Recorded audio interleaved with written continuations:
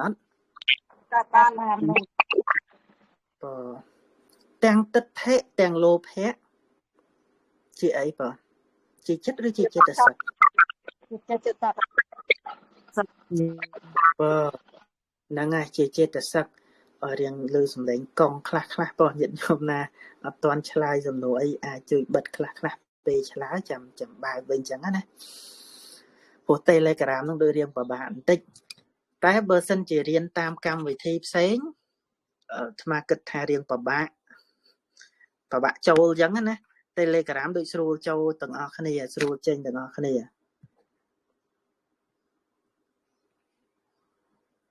ចឹងទៅក៏អាត្មាយក Telegram ជាកម្មវិធីគោលទៅតោះ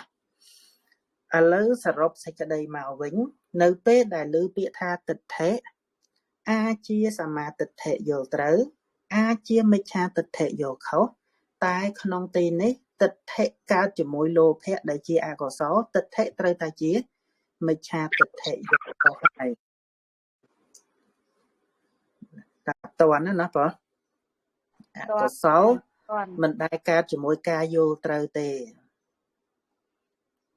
អញ្ចឹងនៅពេលដែលទិដ្ឋិយល់ឃើញខុសកើតដោយសារហេតុអីទៅមើលហេតុទាំងអស់គ្នាលោកលើកពីរចំណុចសិនបងចំណុចទី1ទិដ្ឋិវិបណៈបុគ្គលៈសេវនាការពិតបាត់អក្សរវមួយសភៅហ្នឹងការពិតអាត្មាព្យាយាមកែចំណុចខ្វះខាតច្រើនក៏តែនៅតែមានចំណុចផ្លាំងខ្លួនបាត់អក្សរវមួយការខ្សែគប់បុគ្គលដែលមានទិដ្ឋិវិបត្តិអញ្ចឹងយល់ឃើញខុសដោយសារហេតុអីបងអាស្រ័យការខ្សែគប់ការខ្សែគប់លោកចឹងខ្សែគប់នាំរឿងទៀតហើយខ្សែគប់ខុស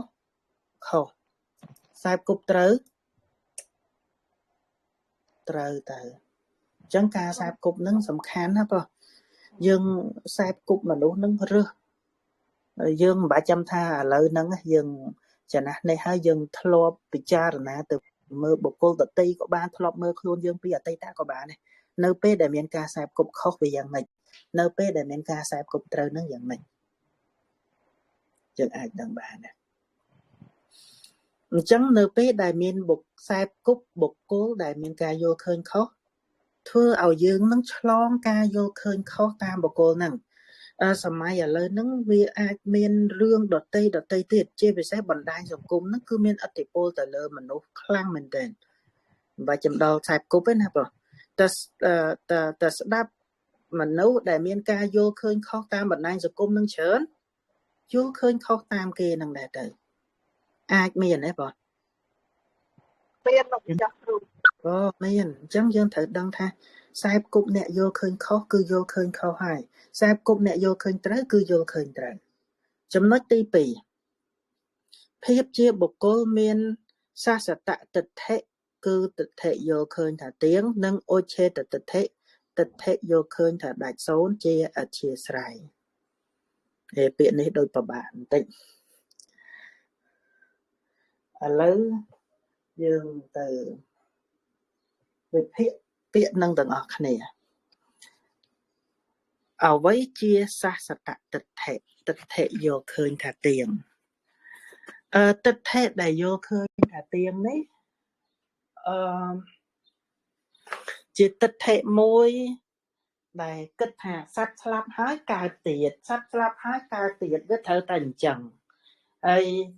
មិនផ្ដេកផ្ដួលទៅលើកម្មផលទេបងវាត្រូវតែបន្តទៅស្លាប់ហើយកើតដដែលអញ្ចឹងបើមានការយល់ឃើញអញ្ចឹងវាជាមិច្ឆាទិដ្ឋិដែលយើងហៅថាសាសតទិដ្ឋិហ្នឹងឯងបងចាស់ញាតិញោមរាល់ថ្ងៃយល់ឃើញស្លាប់ហើយកើតទៀតឬក៏អត់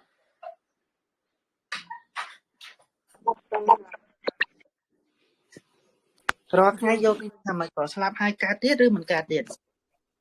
យល់ឃើញថាកម្មពីអ្នកកើតទៀតណាលោកចាស់ស្លាប់ហើយកើតស្លាប់ហើយកើតតែមិនដឹងកើតទៅទីណាហ្នឹងហើយអពិតស្តៀងគ្នាមែនតើតែយើងកុំភ្លេចថាប្រសិនបើយើង